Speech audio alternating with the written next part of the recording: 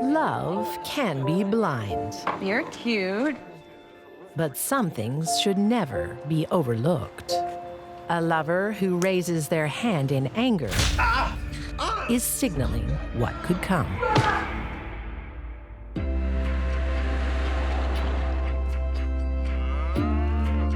$19.99 in the tiny farming community of Colbert, Georgia.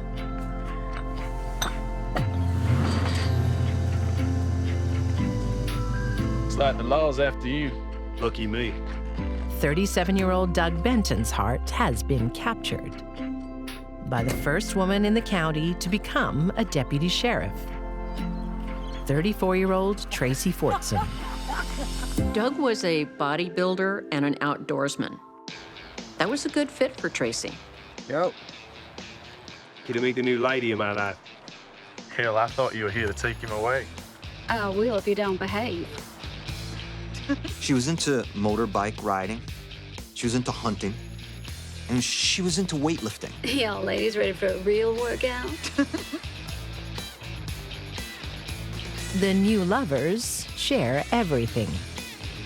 How about that? $5. Even Doug's treasured Harley.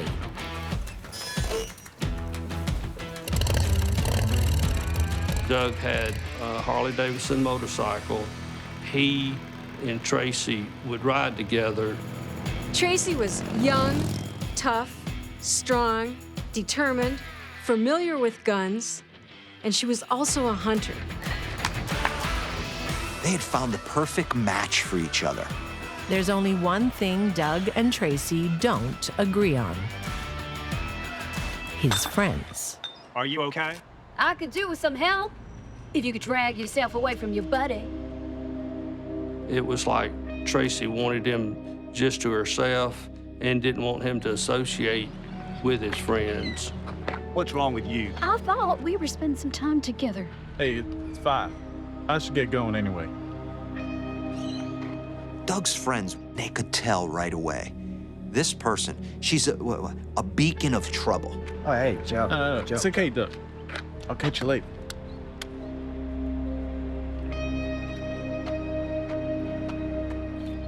He's my friend. I'm your woman. After his friends got to know her, they stopped coming over. Tracy maneuvers her way into every corner of Doug's life. In February 2000, she even quits the police force to work in his welding business. Get in here now. They decide to work together. Is this a recipe for a disaster? Tracy uses her access to Doug's business files to punish him. Tracy would delete information off the computer to get back at Doug, to hurt his business, because she ultimately was the one that was operating the computer. Get out of there! Tracy had to have known how Doug would react.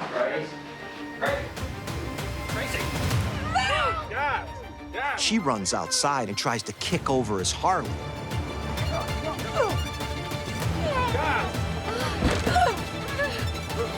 Doug gets really, really angry with her.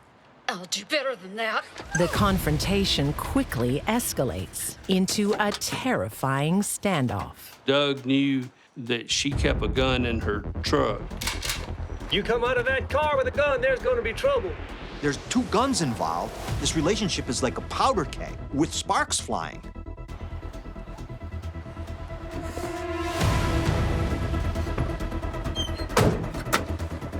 When Doug and Tracy drew their weapons, guns, on each other, that should have been the end of the relationship. Man, you need to get away from her. Sadly, it wasn't.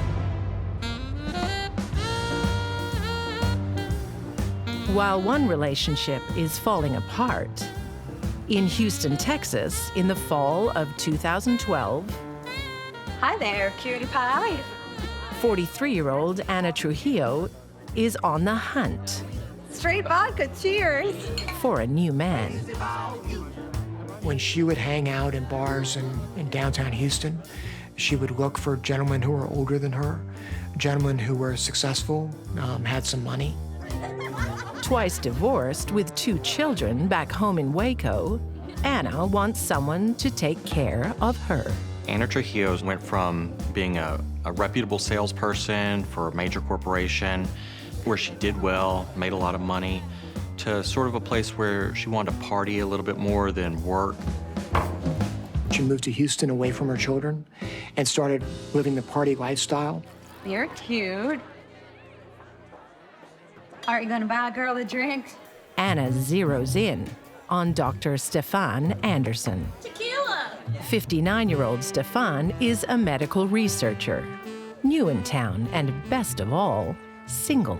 He was a professor at the University of Houston and had been very successful in the pharmaceutical business in New York.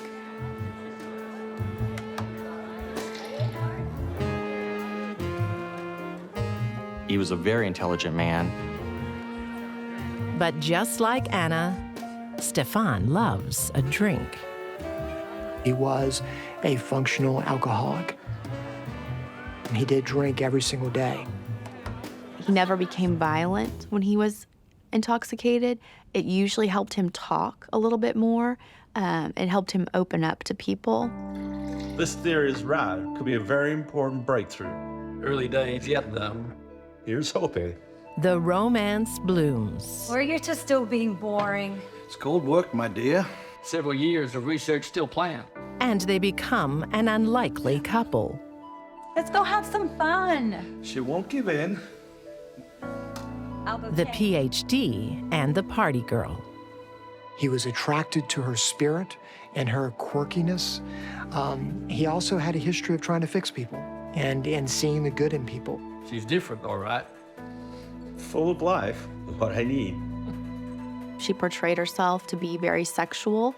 And when you're quiet and shy and reserved and you haven't had that kind of attention before, he was very lured into that, and he liked that.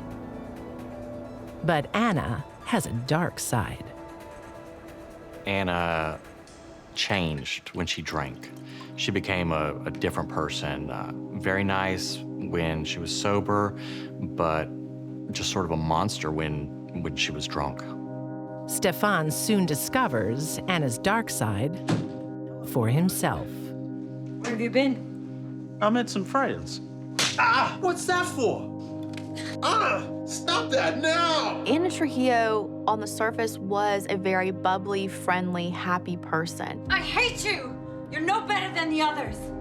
Underneath, I think that she was very angry. And so when Ana Trujillo would drink excessively, that anger would come out and it would manifest itself in violence. And it only gets worse. Dr. Anderson told people that Ana had choked him and he was scared for his life.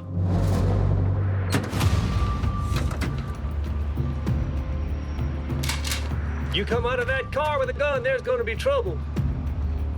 In Georgia, Doug Benton also has good reason to be afraid of his girlfriend, Tracy Fortson.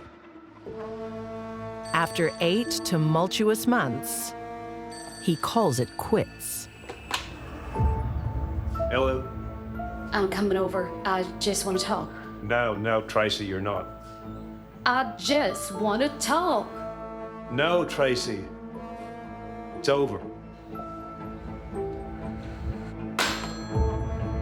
To a sociopath, rejection is like pouring gasoline on an inferno. Tracy plots her revenge. He had told her, don't come back, and it was over, and she wanted to get back at him, or she wanted to take out her frustration out on him. She goes out and buys some really strange items that people don't really buy every day. She buys a cattle trough. She took cans of camouflage spray paint and sprayed the trough. She bought 10 80-pound bags of concrete. She bought a shower curtain. And you gotta ask yourself, what the hell is Tracy planning?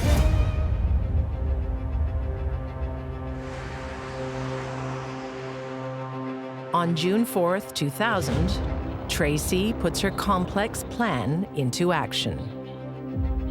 He had said he didn't want to see her anymore. He had rejected her.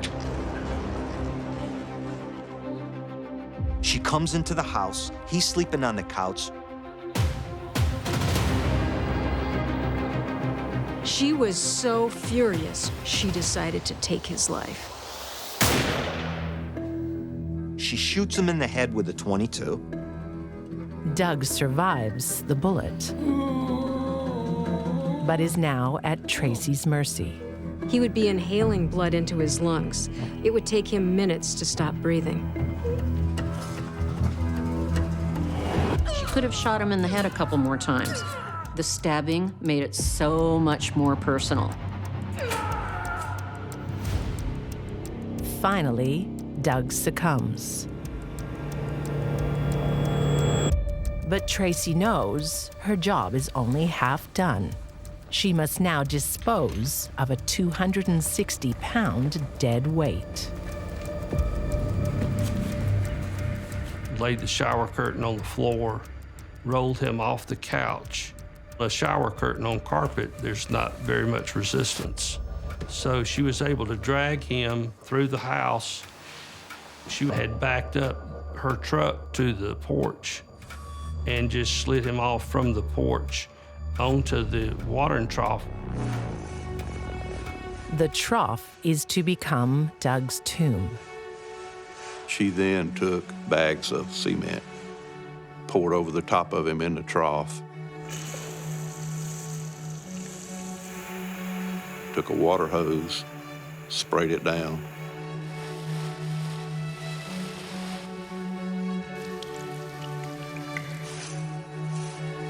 And she sits around and she waits for it all to dry.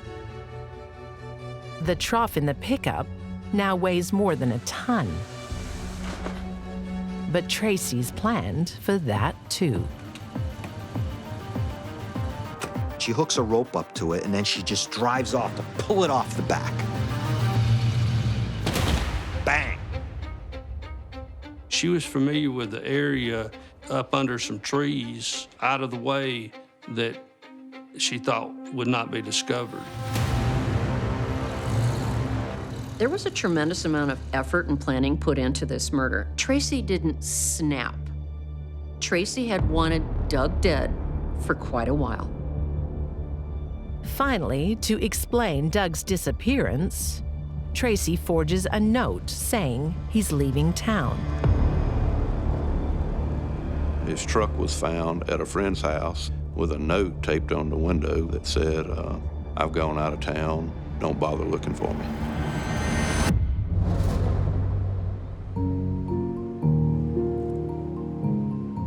In Houston, Texas, Dr. Stefan Anderson ends his troubled relationship with Ana Trujillo until she asks for one last chance. Please, Stefan. Just a few days.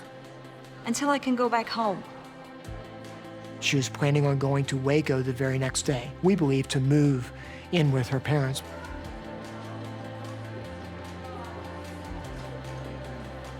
I can't tolerate violence. Of course. I promise I'll be good. Stefan, being the kind person he is, couldn't turn her away. Okay. Thank you, Stefan. Anna wasn't good for him. He had been in rehab and was now apparently in relapse, and she was enabling him. You won't regret this. He really wanted her out of his life. Finally, on June 9th, 2013, Anna is set to leave Houston and Stefan for good. 1, 2, 3. They have a final lunch to toast her last day in town. They went out to a bar. What? And we're there for several hours. Hey, you look like you're lots of fun. Come and have a drink with us. He's boring. No. Anna's behavior soon degenerates. No, come and have drinks on us. Oh. Anna's having lots of drinks. You see her flirt with other men in front of Dr. Anderson. Have some service. Sorry, I think you're off. I want another drink. Anna, time to leave. Oh, get off me.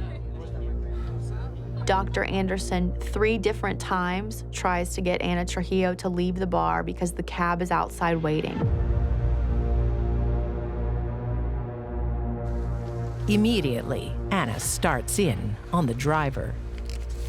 Where the hell did you get your license from? You're an idiot. Anna, please. Shut up.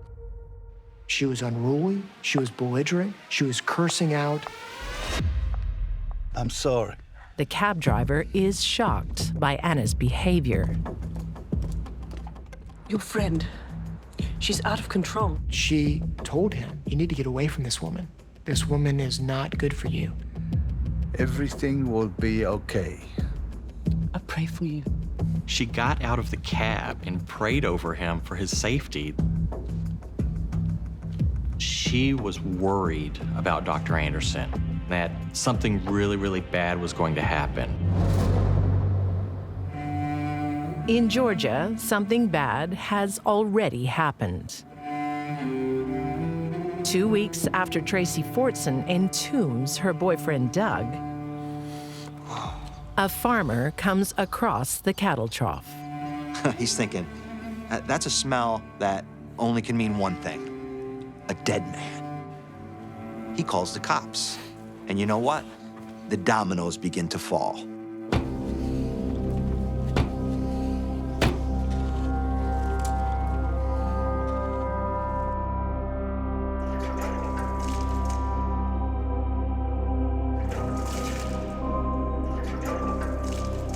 Tracy has to act fast.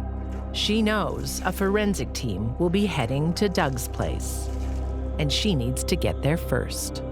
The couch was blood-soaked. There was a trail of blood that led from the couch to the door.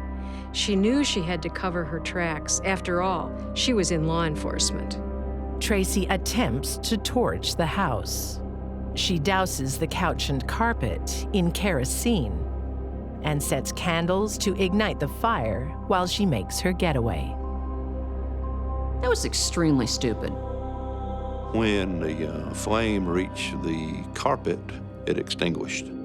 She probably didn't give it enough oxygen because the flame burned out and it did not start on fire. Police discover the failed arson attempt and add it to the long list of incriminating evidence Tracy has left behind. The other things that she did, buying the watering trough, the concrete, the note, the fingerprint tape.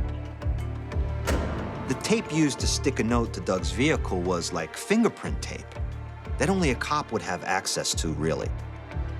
And then the latex gloves that Tracy used are found inside her house.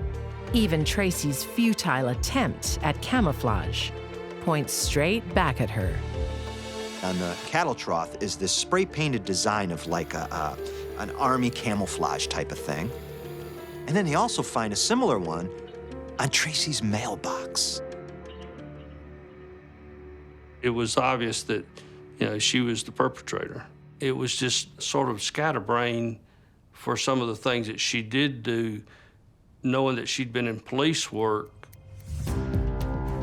In 2004, Tracy Fortson is convicted of malice murder and sentenced to life in prison. It seemed like she was just an upset lover that wanted to get back at him for hurting her.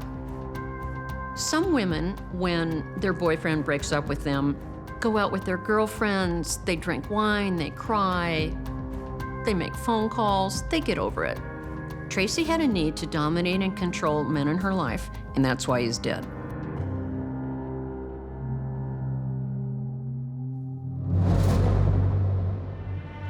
In Houston, Texas, Stefan Anderson has survived 6 months of Anna Trujillo's drunken violence. He's not going to tolerate one more night. She thought she was just gonna come home and spend the night like any other night. You're a disgrace. He was mortified at her behavior. How dare you judge me? Just get out.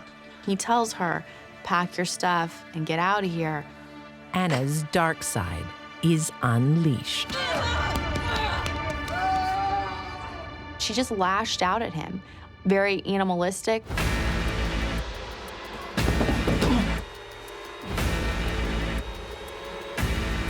He was on his back, face up, and she was on top of him.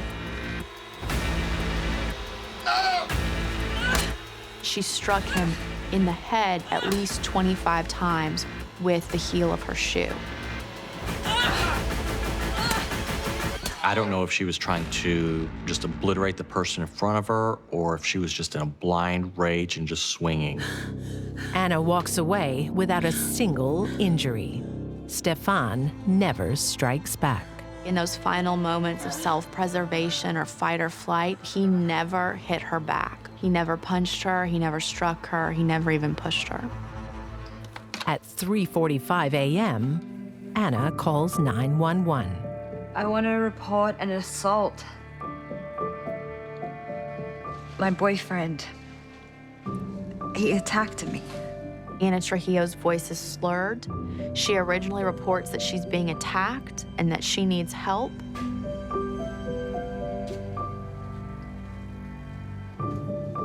For police, there's no question that Anna killed Stefan. He's deceased. Oh, he attacked me. It was my fault. But she claims self-defense. Anna's story at trial was that he attacked her and that he got her in a bear hug, and that basically he was choking her from behind and that she repeatedly had to hit him in the face with the shoe to get him to let go. Now, that wasn't consistent with the physical evidence.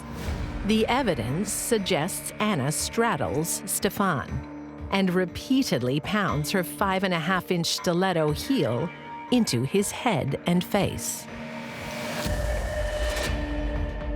In 2014, the jury takes just 2 hours to find Anna Trujillo guilty of murder. She's sentenced to life in prison with no parole for 30 years. These two weren't drug dealers or thugs. They were people who went to a golf course and drank red wine together. And then one night in a really nice condominium in the museum district, she beat him to death with a shoe. I mean, that's horrifying.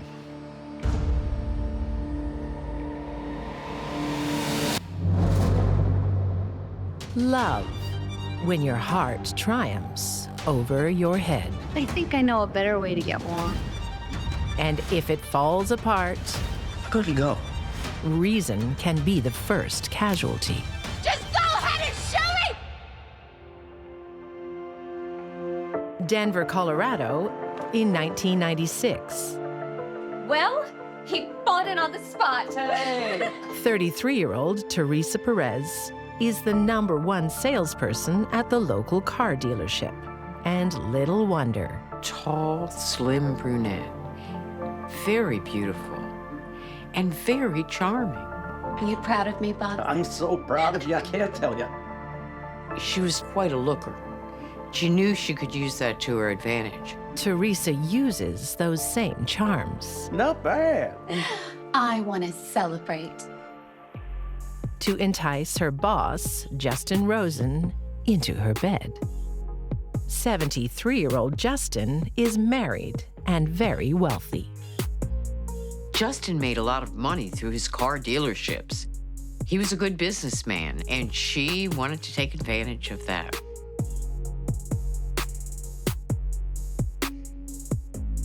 So she latched onto him real fast. Some men, they start getting older and they want to cling on to their youth. They become vulnerable to younger women, and that's what Justin did. Oh, Teresa, I'm much too old for you. I love older men. Teresa has a long list of older men in her past. Before Justin, it's husband number 4, Mario Perez. What are you still doing out? Waiting for you. Where have you been? She started drinking an awful lot. What do you care? And she was dabbling in drugs as well. Teresa also starts gambling. Who are you to tell me when I've had enough to drink? Her gambling problem got very, very serious.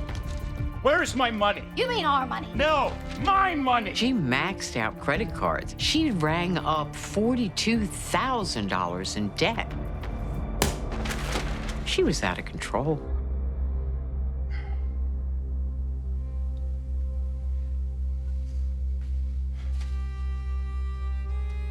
It's over.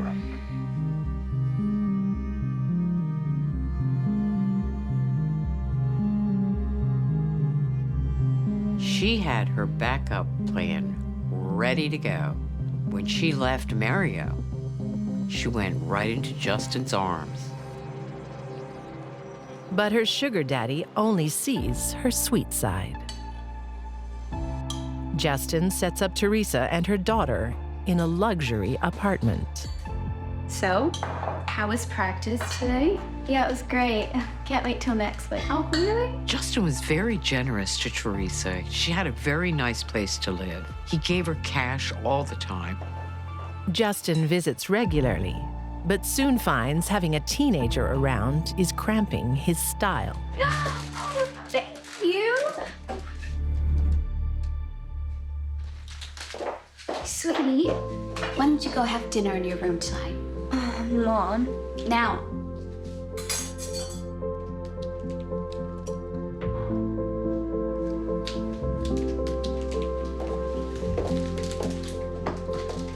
Look, I'm sorry. I'm not comfortable with her. No, don't worry about it. I'll take care of it.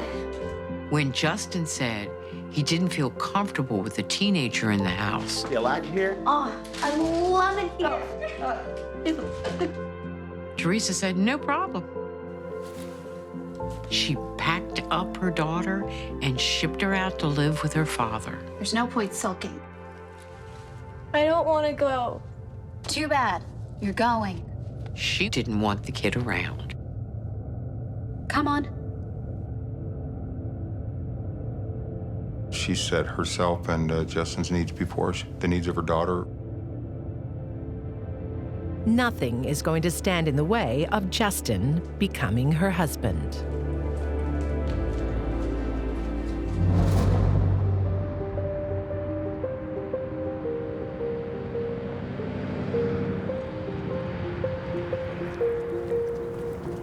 In 1999, 18-year-old Katrina Bridges and 21-year-old Chris Ingram feel like they already have it all. Katrina Bridges was a real cute girl. I think I know a better way to get warm. Chris worked on the Navy base. He liked the outdoors. It seemed like he was sort of an all-American boy. He's that kid in the high school that the girls want to go to the prom with. He is that kid that everybody loves to be around. It's a magical time for both of them, until... Are you coming back? What's wrong?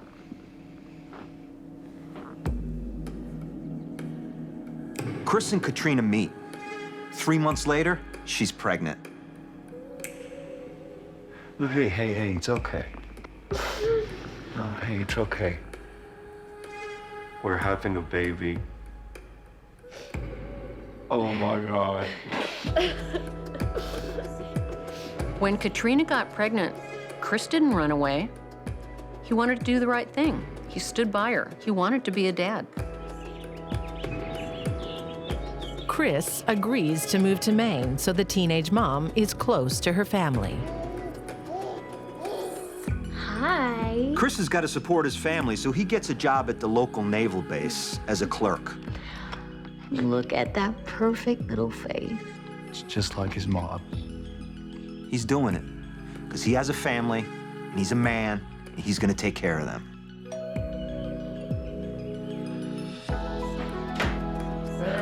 Hey, Carol, hey.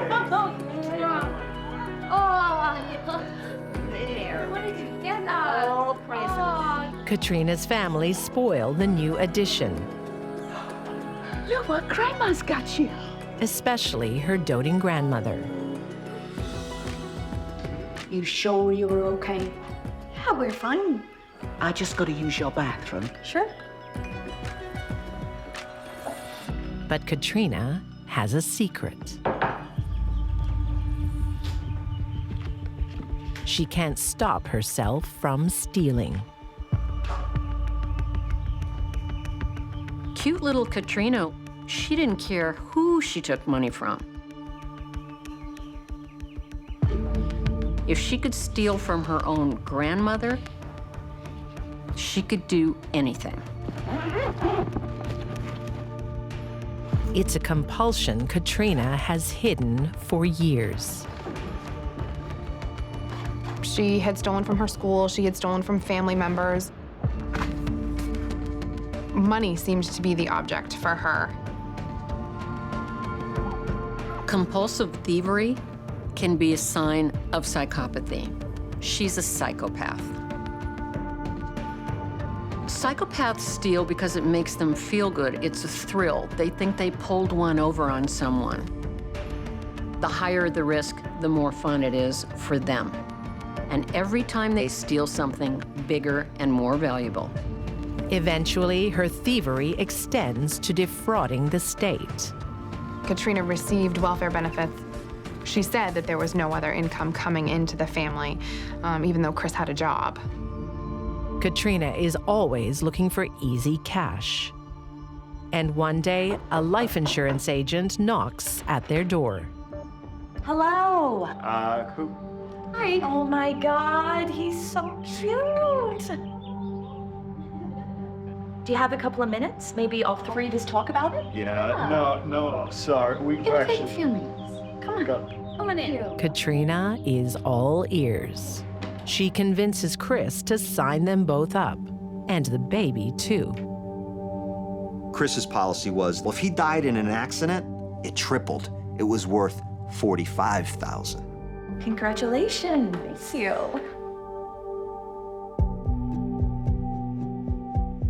But planning for the future is put aside when Chris discovers Katrina's devious ways. Her grandmother reported that some checks were missing and that Katrina had written checks and tried to cash them.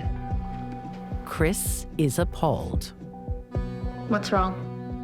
You stole from your grandma? No, she gave me that money. No, she didn't. You stole from her, you stole from my family. I've had enough. Chris is at odds with himself. He doesn't know what to do. Something needs to be done. This can't go on and on and on. It was a lot about money. It was about trust. He was nervous about her raising their son. What are you gonna do? Call the cops? No, but if you don't get professional help, I'm leaving, and I'm taking it with me. So Chris does the only thing he thinks he can do. He gives her an ultimatum. You wouldn't. I would, and I will. Okay, you win. I'll get help. Therapy and medication does not work with personality disorders such as psychopathy. It would be like trying to treat someone who has blue eyes to have brown eyes just by talking with them. It can't happen. It's DNA. And this might end up being, for Katrina, a breaking point. In Denver, Colorado, Teresa Perez is also reaching her breaking point. Her long-term lover, Justin Rosen, refuses to leave his wife of 60 years. Oh, no more from me, thanks. I gotta get home. The night of Justin's wedding anniversary becomes a deal breaker. He chose to spend the time with his wife, not with Teresa. I am sick of being the other woman. Justin was dedicated to staying with his wife. Where'd he go? Teresa didn't like that, not one little bit. Okay. He took care of all her needs, and yet for Teresa, it wasn't enough. She realizes the other woman is all she'll ever be. She snaps.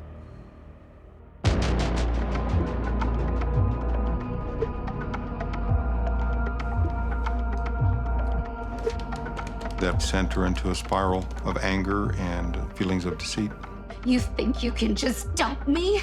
There were threats made, there were accusations made, and a lot of inappropriate comments were made to Mr. Rosen. I am gonna tell all of your friends and family, you lying piece of dirt. She was not going to let him go without a fight.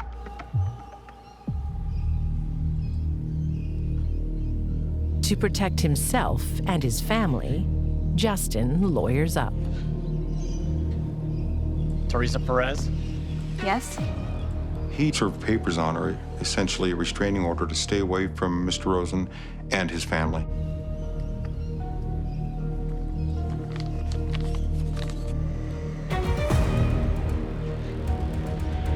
That was the final straw.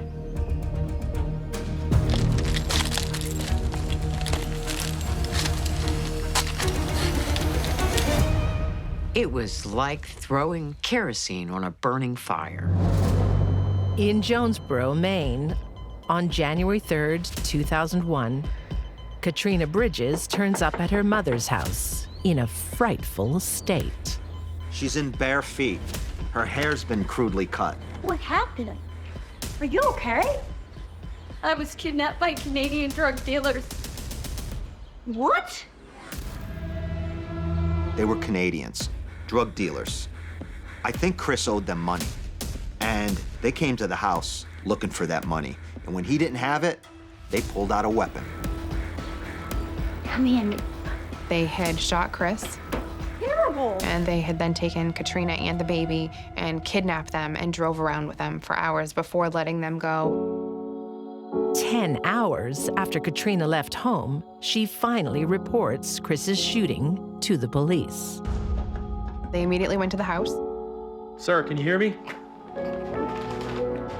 Chris was still alive when he got to the hospital.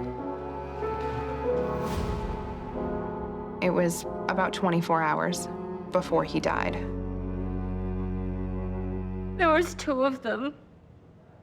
They had Canadian accents. Katrina's story becomes even more outlandish. She goes, okay. They kidnapped me.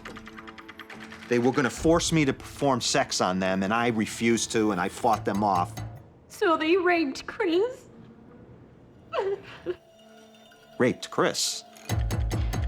This story she's telling, it's falling apart as she's talking about it. How about you tell the truth?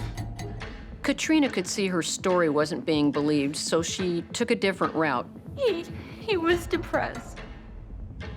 He wanted us both to commit suicide.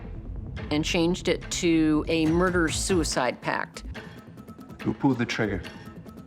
He wanted to commit suicide, but he didn't have the guts to do it. He asked me to put the gun to his head. I thought the safety was on, but then I pulled the trigger and kaboom. That's it. I've heard enough. Take her away. What? Please stand up, please. Stand up. Get your only back. When you have a suspect who's changing her story every time they talk to her, what does that say? It says one thing: I'm guilty. I did it.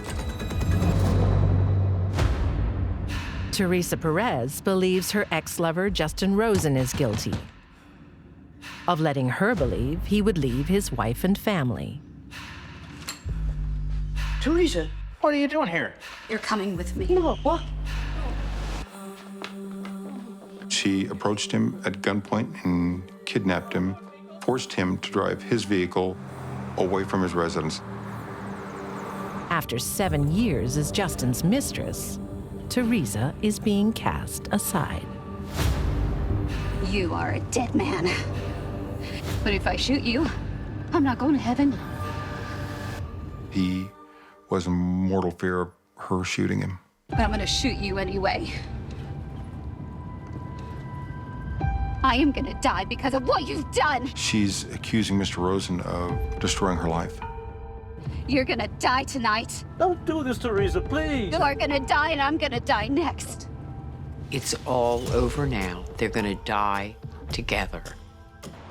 For hours, Teresa directs Justin through Denver's peak hour traffic with no clear destination. As night falls, Justin makes a desperate decision. He drove to a police station. So although he was kidnapped, being held at gunpoint, he had the presence of mind to drive to the police station, pulls in the parking lot. Officer Randy Yoder has just come off duty and is heading for his car. She's got a gun! Miss, put the gun on the ground right now. But Teresa is a woman with nothing to lose. Shoot me! On the ground! Just do it! No! She takes that gun and turns it to her own head, and she says, Just go ahead and shoot me! Go ahead and shoot me! just go ahead. Shoot me. Shoot me. Do it. Just shoot me! Justin takes cover behind a patrol car. Put the gun on the ground now! Now surrounded by police, No, miss! No! Teresa opens fire, wounding Officer Yoder. Captain Joseph Padilla is one of 3 officers on the scene. I started firing at her. I could see her getting hit, but the gunshots are continuing. There's no stopping this woman. Justin sees a chance to escape. Teresa saw Justin racing to safety. She zeroes in on her target. She kept shooting at Justin till she'd put 13 bullets in his body. This was a woman out of control. The parking lot becomes a battlefield. They shot Teresa 6 times and she fell to the ground. Both Justin and Teresa die at the scene. She's laying there staring at me, bleeding, and Mr. Rosen's grabbing my hand as he's speaking to me, and he is getting more faint and quits talking, and his hand falls away from me. They both died with me there next to the truck. Teresa Perez manipulates her way through life. But when her ultimate dream is crushed, all she wants is revenge. Her intent was to kill Mr. Rosen, and if she died in the act of doing that, I don't think it mattered to her. Teresa is a selfish, manipulative, needy woman. She made decisions that were wrong, that were harmful, and eventually she made one that was fatal.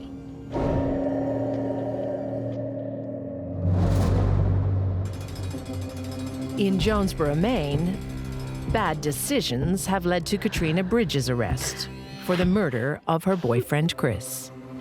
There was 2 of them. They had Canadian accents. I've heard enough. Take her away. What? Her implausible lies are exposed, and crime scene evidence reveals what really happened. Despite her husband's ultimatum, Katrina Bridge is back to her thieving ways. But this time, she's not stealing money, but guns. Katrina steals a rifle and another gun.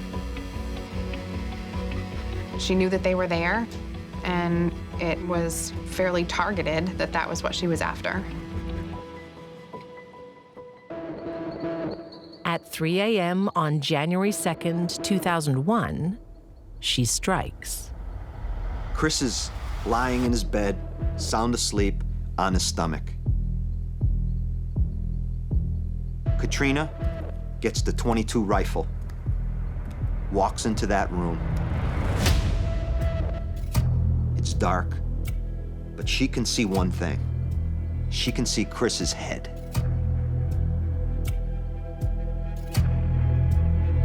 She cocks that gun back.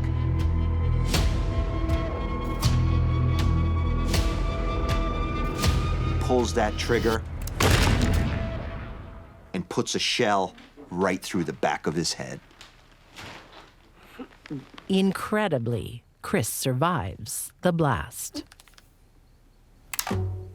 She tried to shoot again, but the gun didn't work properly. She just left him. She walked away. Just no feelings whatsoever for any other human being. It's then she concocts the unlikely story of a home invasion. Cuts her hair as proof of her ordeal, then turns up at her mother's house to play the victim.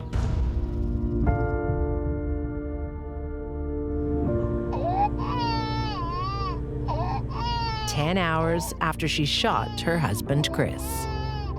The hours she spent driving around, she was probably buying time, making sure Chris was dead. Sir, can you hear me?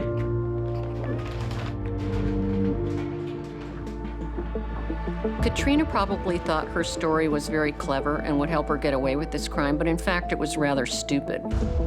In 2003, Katrina Bridges is found guilty of murder and sentenced to 47 years behind bars.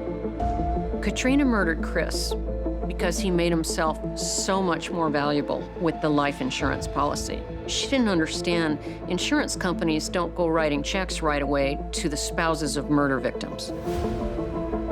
Katrina's dark compulsions finally overwhelm her life, but it's those around her who suffer most.